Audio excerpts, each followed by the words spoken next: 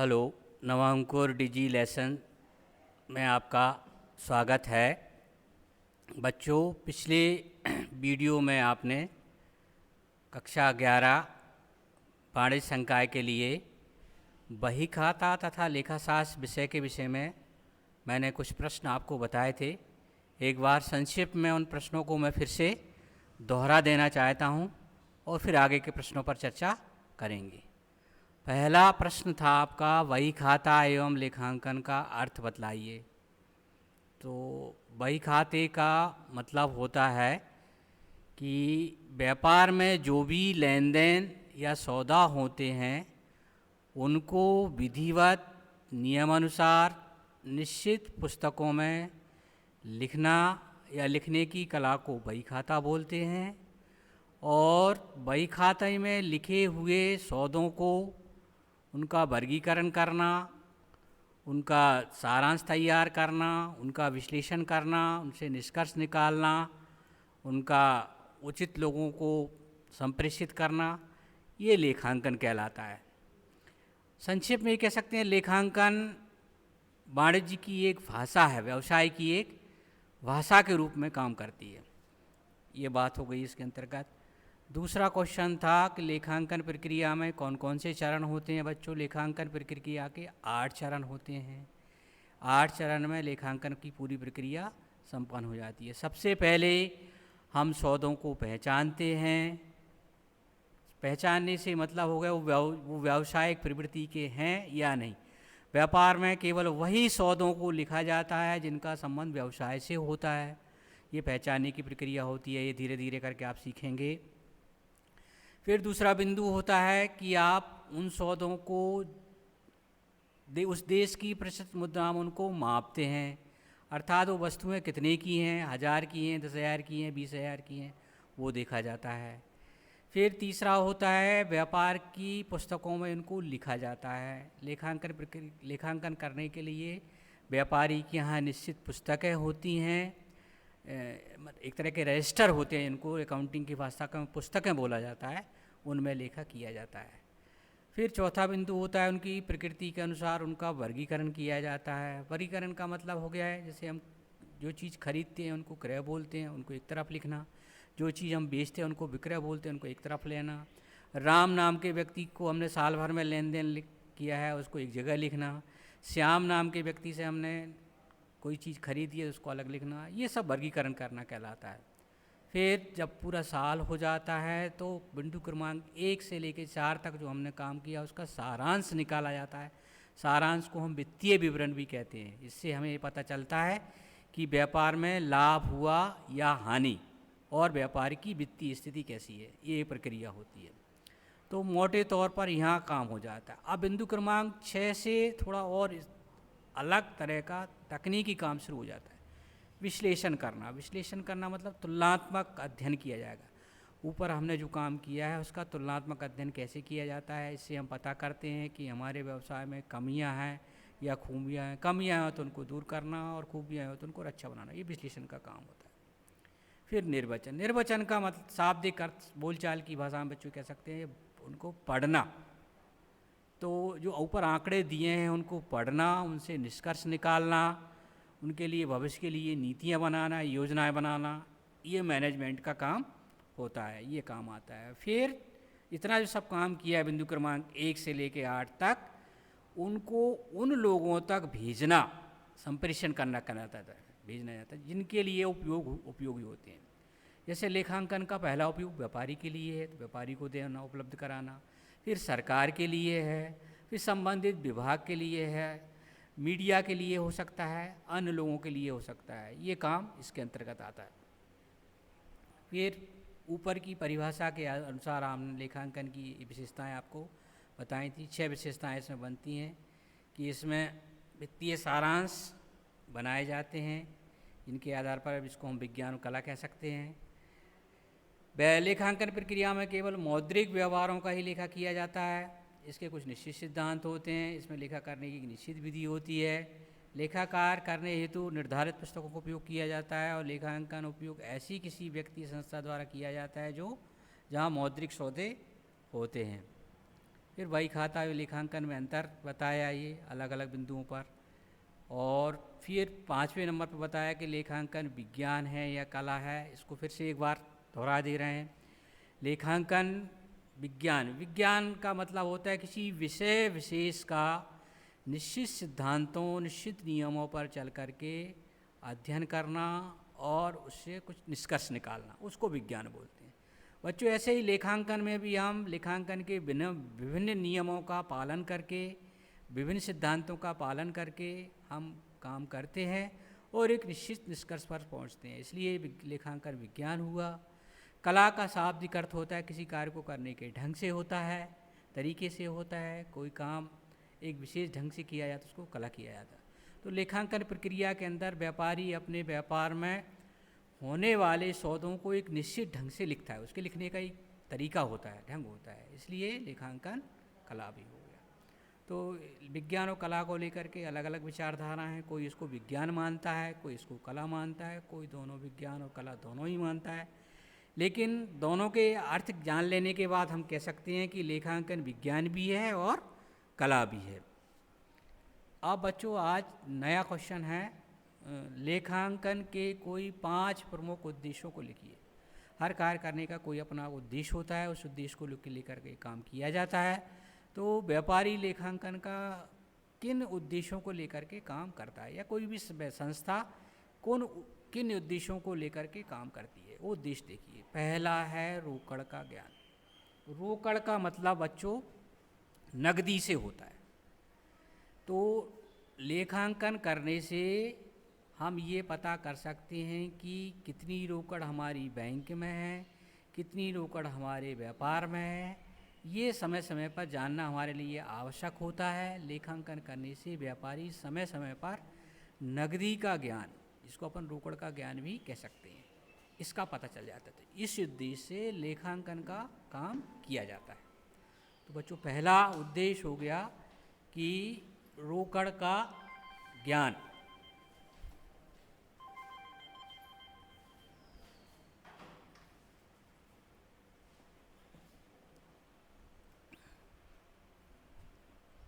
तो पहला उद्देश्य बच्चों रोकड़ का ज्ञान।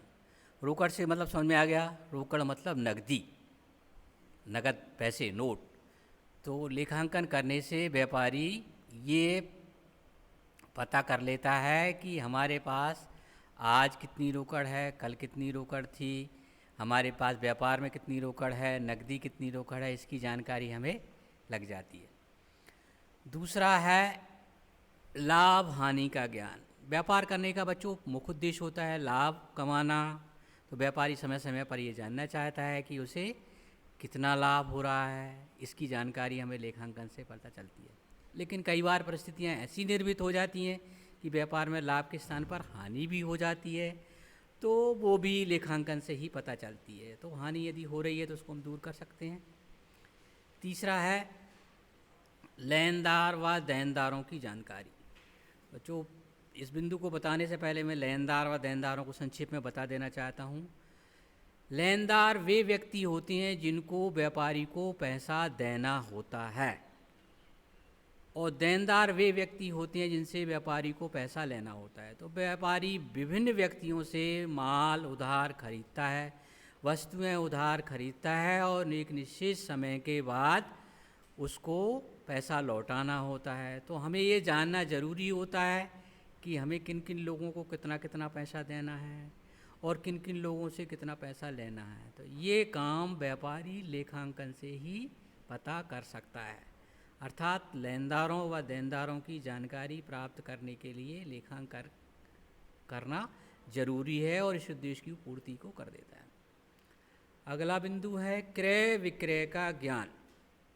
बच्चों क्रय विक्रय की ये परिभाषा होती है व्यापारी जिन वस्तुओं का व्यापार करता है, जैसे एक सोने चांदी का व्यापारी सोना चांदी खरीदता और बेचता है, तो सोने को जो खरीदता है उसको क्रय बोलते हैं और सोना चांदी को जो बेचेगा उसको विक्रय बोलते हैं। तो व्यापारी समय समय पर ये जानना चाहता है कि उसने कितना माल खरीदा और कितना माल उसने बेचा। ये जानकारी उसको लेखांकन से ही प्राप्त होती है। इस तरह से लेखांकन से इस उद्देश्य की पूर्ति हो जाती है। पांचवा है पूंजी का ज्ञान। यहाँ पूंजी एक नया शब्द आ गया है। पूंजी की पहले थोड़ी सी संक्षेप में मैं आपको परिभाषा बता देना चाहता हूँ। पूंजी का तात्पर्य, व्यापारी जब व्यापार आरंभ करता है तो अपने घर से जो भी नगद या अन्य वस्तुएं लेकर के व्यापार में लगाता है, उन सबको हम पूंजी के रूप में जानते हैं। तो लेखांकन करने से हमें ये पता चल जाता है कि जब हमने व्यापार शुरू किया था तब हमारी पूंजी कितनी थी और आज पूंजी कितनी है। ये इस उद्देश्य की पूर्ति लेखांकन से ही संभव होती।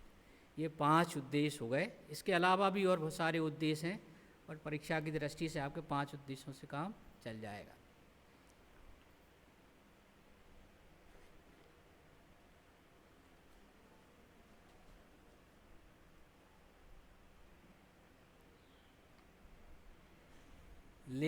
अगला क्वेश्चन है, लेखांकन की व्यापारी को क्या आवश्यकता है, क्या उपयोगिता है, क्या लाभ है, क्या महत्व है।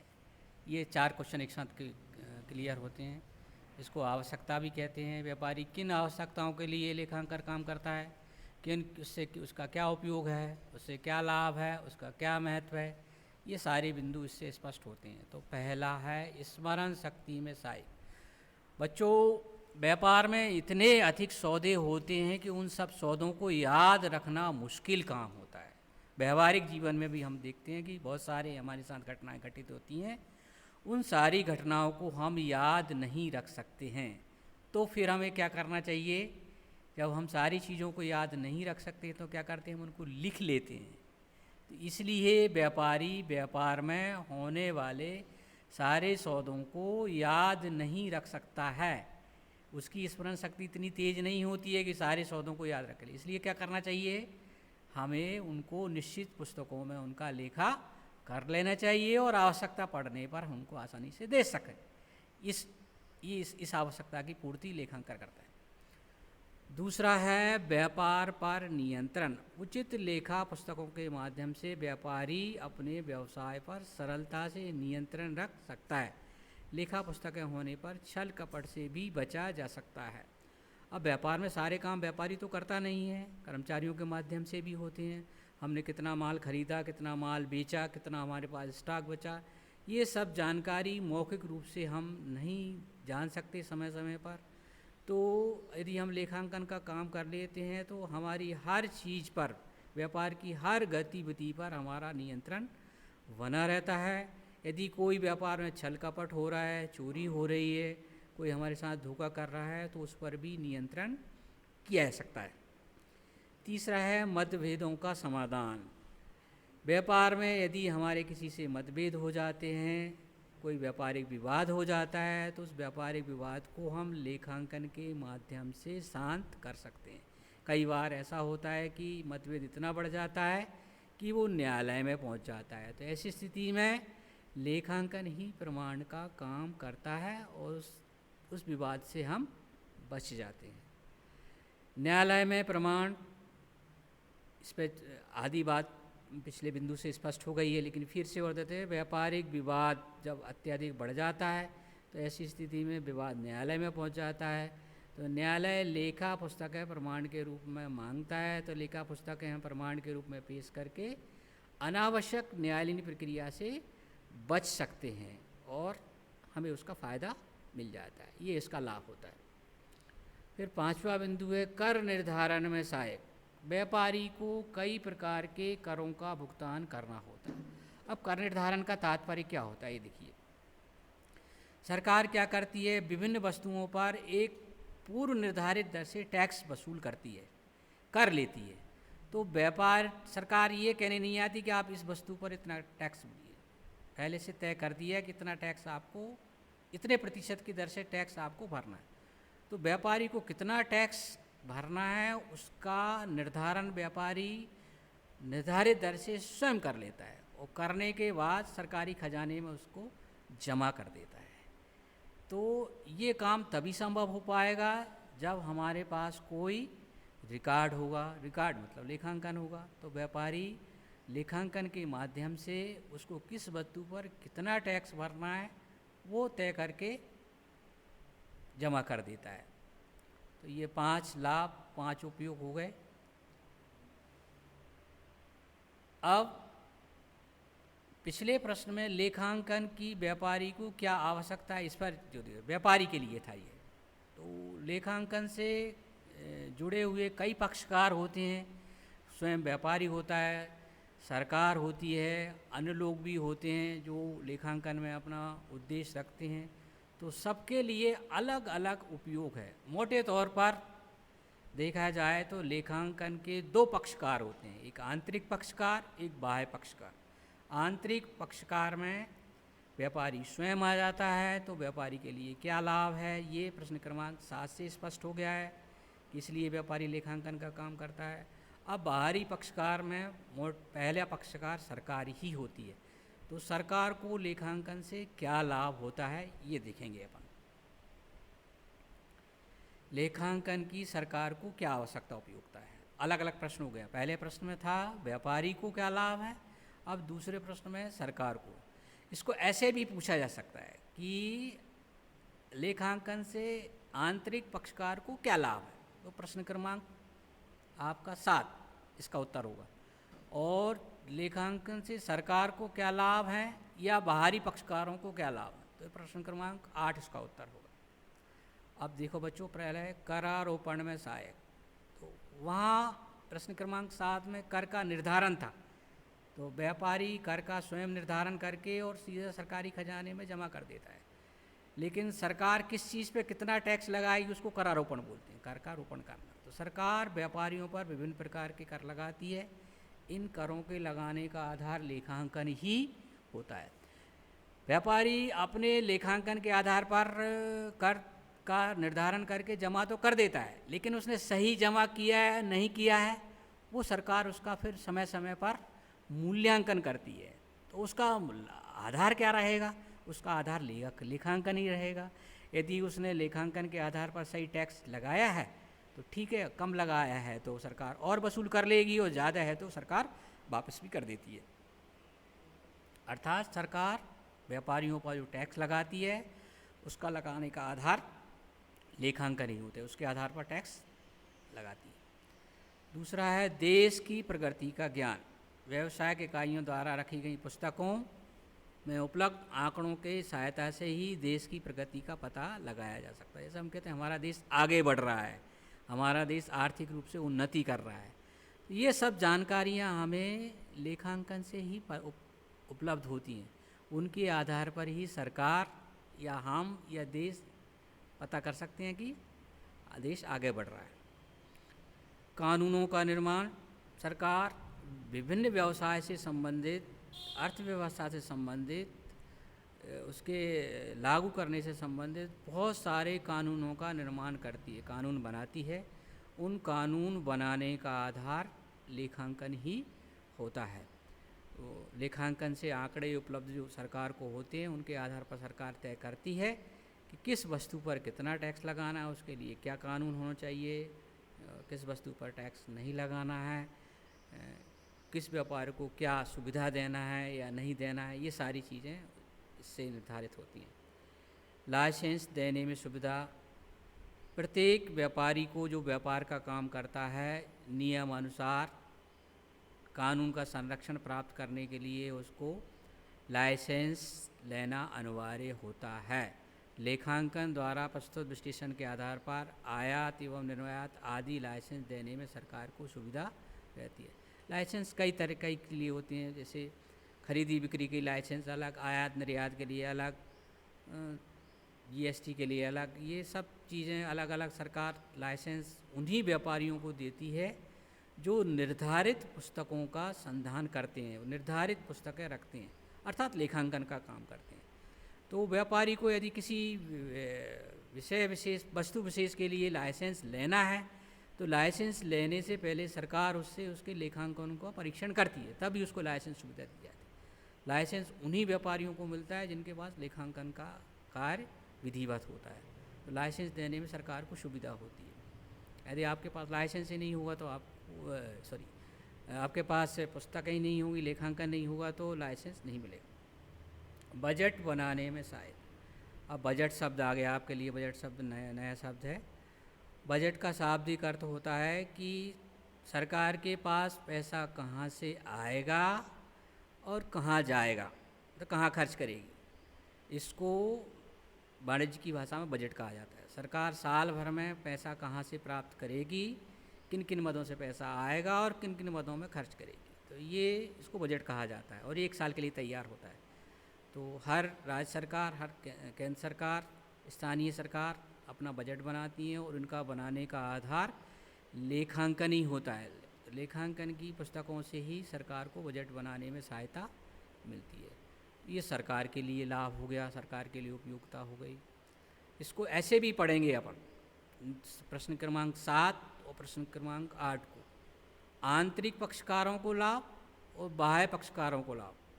आंतरिक पक्षकार मतलब व्यापारी स्वयं हो गया, बाहरी पक्षकार मतलब सरकार हो गई, तो उनके लिए क्या लाभ, ऐसे भी पढ़ा जा सकता है। अब लेखांकन की सीमाएं क्या होती हैं, सीमाओं को अपन दोष भी कह सकते हैं, कमियां भी कह सकते हैं। ये तो ऊपर बिंदु प्रश्न क्रमांक 7 और 8 में लाभ की बात हो गई थी कि सरकार को क्या लाभ हो रहा है, व्यापारी को क्या लाभ। तो लेखांकन की कुछ सीमा है, कोई भी विषय होता है उसमें कहीं ना कोई ना दोष अवश्य पाए जाते हैं, तो वो दोष देखिए कौन कौन से। लेखांकन की सूचना 100% सही नहीं मानी जा सकती, उसके कारण क्या क्या है। नंबर 1, अपूर्ण सूचनाएं होती हैं। बहुत सारे लोग क्या करते हैं, लेखांकन द्वारा प्रदर्शित आर्थिक स्थिति एवं लाभ हानि के आंकड़े पूर्ण रूप से सत्य नहीं होते हैं, छल कपट का सहारा ले लेते हैं। कोई चीज़ को अनावश्यक रूप से बढ़ा कर दिखाते हैं और कोई चीज़ को छिपा लेते हैं, कम कर लेते हैं। तो कई सूचनाएं एवं तथ्य अपूर्ण रहते हैं, इसलिए हम कह सकते हैं कि एक लेखांकन का ये दोष है, सीमा है इसके लिए। तो लेखांकन का कार्य करते समय ये इस बात का ध्यान रखना चाहिए कि जो भी हम आंकड़े दे रहे हैं, जो भी हम तथ्य बता रहे हैं, वो पूर्ण रूप में सत्य हों और पूरी सूचनाएं। सिद्धांतों पर मतभेद। बच्चों, लेखांकन के जो सिद्धांत हैं वो देश काल परिस्थिति पर अलग अलग रूप से लागू होते हैं। एक नियम किसी दूसरे व्यापारी के लिए वो अलग हो सकता है, दो और अलग व्यापारी के दूसरे व्यापारी के लिए अलग हो सकता है। तो इसके आधार पर भी इसमें एक रूपता का अभाव पाया जाता है। तो लेखांकन के अनेक सिद्धांत सामान्य स्वीकृत सिद्धांत नहीं हैं, उनमें मतभेद पाया जाता है, अतः एक रूपता का अभाव पाया जाता है। तो सभी व्यापारियों के लेखांकन में एक रूपता सामान्यता नहीं होती है। कुछ हद तक कुछ सिद्धांतों में मतभेद होते हैं, तो कोई दूसरे सिद्धांत का पालन करता है तो कोई दूसरे सिद्धांत का पालन, ये इसकी कमी है, सीमा है। फिर व्याख्या का अभाव। लेखांकन में तथ्यों की व्याख्या का अभाव रहता है, उसमें व्याख्याएं नहीं दी रहती हैं, उसमें सिर्फ राशियाँ आंकड़े के रूप में होते हैं। तो कोई राशि यदि लिखी है तो वो राशि निरपेक्ष मूल होता है। जैसे मैं बोलूँ कि 1 लाख, 1 लाख का मतलब ये नहीं है कि 1 लाख रुपए राशि अच्छी है या बुरी है। 1 लाख तभी अच्छी कही जाएगी जब हम ये पता कर पाएंगे कि ये 1 लाख रुपए यदि मैं कहूँ कि मैं 1 महीने में कमाता हूँ तो अलग अर्थ हो गया, और मैं कहूँ कि 1 लाख 12 महीने में कमाता हूँ तो अलग हो गया। अब मैंने इसकी व्याख्या कर दी। तो लेखांकन में केवल राशि लिखी होती है, इसमें व्याख्या नहीं होती है। यदि मैं मासिक बोलता हूँ तो आप कहेंगे बहुत अच्छा है, और आप वार्षिक बोलूँगा तो आप कहेंगे अच्छा नहीं है। तो लेखांकन में जो मदें होती हैं उनमें राशियाँ जो होती हैं वो निरपेक्ष मान के रूप में होती हैं। तो ये इसका एक दोष होता है, इसकी कमी होती है। फिर मूल्यहीन संपत्तियों का लेखा। व्यापार में कुछ ऐसी संपत्तियां होती हैं जिनका कोई मूल्य नहीं होता है, लेकिन लेखांकन के सिद्धांतों के अनुसार, नियमों के अनुसार ऐसी संपत्तियों को संपत्ति मान लिया जाता है कुछ समय के लिए। अब कोई चीज़ का भौतिक स्वरूप ही नहीं है, कोई चीज़ हमारे पास है ही नहीं है और आप उसको संपत्ति मान रहे हैं, तो ये तर्कसंगत नहीं हो सकता है। जैसे प्रारंभिक व्यय होते हैं, जब हम व्यापार को प्रारंभ करते हैं, जब कंपनियां अपना व्यापार प्रारंभ करती हैं तो बहुत बड़ी मात्रा में पैसा खर्चा हो जाता है, तो ऐसे व्यय को प्रारंभिक व्यय मानता है। लेखांकन की दृष्टि से इनको कुछ समय के लिए संपत्ति माना जाता है। ये थोड़ा विस्तार का बिंदु है, इस पर आगे अपन चर्चा करेंगे कि प्रारंभिक व्यय को संपत्ति क्यों मानते हैं। तो ये इसके कुछ दोष हैं सी, लेकिन फिर भी इनको थोड़ा सा नियंत्रण करके हम काम करें तो ठीक है। अगला बिंदु है व्यापारिक बट्टा एवं नगद बट्टे में क्या अंतर है। तो पहले बच्चों मैं आपको व्यापारिक बट्टा एवं नगद बट्टे का शाब्दिक अर्थ बता देना चाहता हूँ।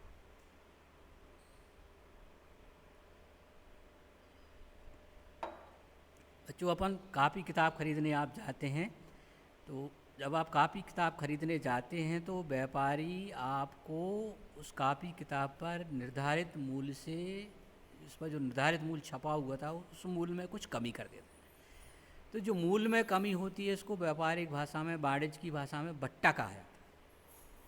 बट आप बोलते कमीशन है उसके लिए, ये कमीशन नहीं होता। कमीशन और बट्टे में दोनों में अंतर होता है। साधारण भाषा में बोलें कि जब एक व्यापारी दूसरे व्यापारी से माल खरीदता या बेचता है या ग्राहक को माल बेचता है, तो बेचते समय या खरीदते समय उसके निर्धारित मूल्य में जो कमी कर देता है उसको हम बट्टा या डिस्काउंट के रूप में जानते हैं। ये दो तरह का होता है, एक व्यापारिक बट्टा होता है और एक नकद बट्टा होता है। अब व्यापारिक बट्टे का क्या आशय होता है और नकद बट्टे का क्या आशय होता है, क्या उद्देश्य होता है? व्यापारिक बट्टा माल की बिक्री बढ़ाने के उद्देश्य से दिया जाता है। बच्चों, मैं आपसे कहना चाहता हूँ कि यदि आप मेरे से, मैं एक थोक व्यापारी हूँ, मेरा बहुत बड़ा व्यापार है और आप छोटे से व्यापारी हैं, मैं आपसे कह रहा हूँ कि आप 1 लाख का माल यदि खरीदेंगे तो मैं आपको 10% की इसमें कमी कर दूँगा। इसका मतलब होगा मैं 1 लाख का माल आपको 90,000 में दे दूँगा। ठीक है। अब मैंने ये शर्त लगा दी कि यदि आप 2 लाख का माल खरीदेंगे तो मैं 20% कम कर दूँगा। तो दोनों बातों से स्पष्ट हो रहा है कि व्यापारी अपने माल की बिक्री बढ़ाने के उद्देश्य से व्यापारिक बट्टा देता है। तो जैसे जैसे उसका बिक्री का मूल्य बढ़ता चला जाता है वैसे वैसे वो बट्टे की दर भी परिवर्तित करता है। तो उससे खरीदने वाले व्यापारी को फ़ायदा होता है। जो चीज़ हम कम मूल्य की खरीद रहे हैं तो कम बट्टा मिल रहा है, ज़्यादा खरीद रहे हैं तो ज़्यादा बट्टा मिल रहा है, तो ज़्यादा लाभ होगा। तो थोड़ा सा व्यापारी को इससे लालच आ जाता है, लाभ उसका बढ़ जाता है। तो इसको अकाउंटिंग की भाषा में व्यापारिक बट्टा बोलते हैं। और व्यापारिक बट्टा देने का उद्देश्य बिक्री बढ़ाना होता है। पहले वो 1 लाख का माल बेच रहा था तो 10% दे रहा था, अब उसने आपको लालच दे दिया कि आप 2 लाख का खरीदेंगे तो 20% दे दूंगा। थोड़ी देर की और कहने लगा कि मैं 3 लाख का खरीदोगे तो 25% दे दूंगा। तो यहाँ जो बट्टे की दर बढ़ा रहा है, तो बट्टा जो दे रहा है आपको इस उद्देश्य से दे रहा है ताकि उसकी बिक्री बढ़ जाए। तो व्यापारिक बट्टा देने का उद्देश्य व्यापार की बिक्री बढ़ाना होता है ताकि उसका ज़्यादा से ज़्यादा माल बिके, इस उद्देश्य से दिया जाता है। और नगद बट्टा शीघ्र भुगतान पाने के उद्देश्य से दिया जाता है। अब उदाहरण के लिए बच्चों, मैंने आपको 1 लाख रुपए का माल बेच दिया और मैंने कहा कि आप ये पैसे मुझे 1 महीने बाद लौटा देना। तो 1 महीने बाद आप 1 लाख रुपए मुझे लौटाएंगे। बट मैंने एक शर्त लगा दी आपके साथ कि यदि ये पैसे मुझे आप 15 दिन में यदि दे देंगे या आज ही दे देंगे तो मैं 2% आपसे कम ले लूँ। ये नकद बट्टा कहलाता है, इसको नकद बट्टा बोलते हैं। तो जितना मूल्य हमें व्यापारी से प्राप्त करना है उस मूल्य में कमी करना, ये नगद बट्टे की श्रेणी के अंतर्गत है। अर्थात शीघ्र भुगतान करना व्यापारी, ताकि जल्दी से जल्दी उसका पैसा उसको लौटा दे। तो नगद बट्टा देने का उद्देश्य जल्दी से जल्दी भुगतान पाना होता है, जल्दी से जल्दी पैसा लेना हो। और व्यापारिक बट्टा देने का उद्देश्य बिक्री को बढ़ाना होता है।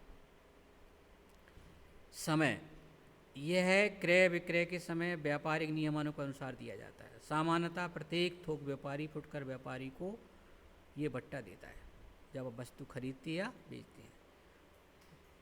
बड़ा व्यापारी छोटे व्यापारी के व्यापारिक नियमों के अनुसार इसका व्यापारिक बट्टा देता ही देता है। लेकिन नगद बट्टे का जो समय है वो जब आप पैसा देंगे तब दिया जाता है, और वो भी तब देंगे जब निश्चित समय से पहले देंगे तो ही मिलेगा। निश्चित समय के बाद आप देंगे तो फिर नगद बट्टा प्राप्त नहीं होता है। बीजक में लेखा, बीजक को बिल भी बोला जाता है। आप कोई भी वस्तु खरीदते हैं तो खरीदते समय व्यापारी आपको उसका बीजक देता है, बिल देता है। इसको इंग्लिश में इनवाइस भी बोलते हैं। तो व्यापारिक बट्टे का लेखा बीजक में किया जाता है और नगद बट्टे का लेखा बीजक में नहीं किया जाता, नहीं दर्शाया जाता है। आधार ये माल के अंकित मूल्य पर दिया जाता है। जैसे कोई वस्तु पर मूल्य 100 रुपये छपा है, जितना मूल्य उस पर छपा होता है वो अंकित मूल्य के है, उस पर दिया जाता है। और हम 100 रुपये की चीज़ मान लीजिए 90 रुपये में बेच रहे हैं, तो ये अंकित मूल्य 100 रुपये हो गया। 10 रुपये हमने व्यापारिक बट्टा दे दी तो 90 रुपये हो गया। अब हमें उससे कितने पैसे लेने हैं? 90 रुपये लेने हैं। जब 90 रुपये लौट आएगा और हमने कह दिया कि ये पैसे आप 2 दिन बाद दे दोगे, अभी दे दोगे, तो हम 88 रुपये ले लेंगे। तो ये भुगतान राशि पर दिया जाता है। तो वस्तु पर जो उसका मूल्य छपा होता है वो उसका अंकित मूल्य होता है, छपी हुई कीमत पर इसका आधार होता है। और जो पैसा हमें व्यापारी से लेना होता है वो उस मूल्य पर इसका भुगतान किया है। पुस्तकों में लेखा, व्यापारिक बट्टे का पुस्तकों में लेखा नहीं किया जाता है और नगद बट्टे का पुस्तकों में लेखा किया जाता है। एक तथ्य का प्रश्न होता है, इसको व्यवहारिक प्रश्नों के माध्यम से ठीक ढंग से समझाया जाएगा। बट महत्वपूर्ण बिंदु है लास्ट वाला कि इसका लेखा पुस्तकों में नहीं किया जाता है और इसका लेखा पुस्तकों में किया जाता है।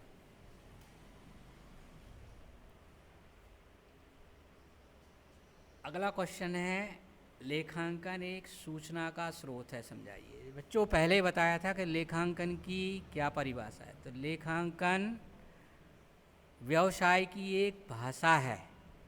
अब भाषा बच्चों आप जानते हैं किसका काम करती है? भाषा सूचना का काम करती है, सूचना देती है। जैसे मैं हिंदी भाषा में मैं अपनी बात आप तक पहुंचा रहा हूं, तो ये सूचना का काम हो रहा है। तो लेखांकन भी एक सूचना का स्रोत है, इससे लेखांकन की सूचनाएं हमें प्राप्त होती हैं। तो देखो क्या लिखा है इसमें, लेखांकन को व्यवसाय की भाषा कहा जाता है।